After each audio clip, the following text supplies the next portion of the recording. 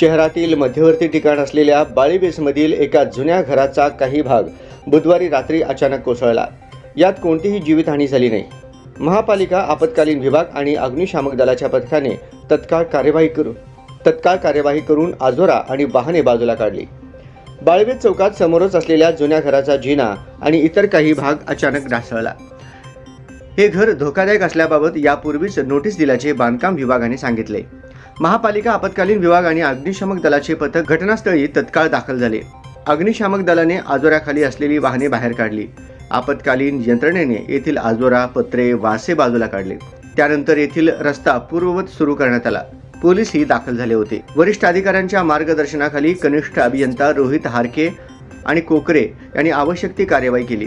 अग्निशामक दलाचे प्रमुख राकेश साळुंखे यांच्या मार्गदर्शनाखाली सहाय्यक अधीक्षक अच्युत दुधाळ यांच्या माध्यमातून पथकाने ही कारवाई केली आहे.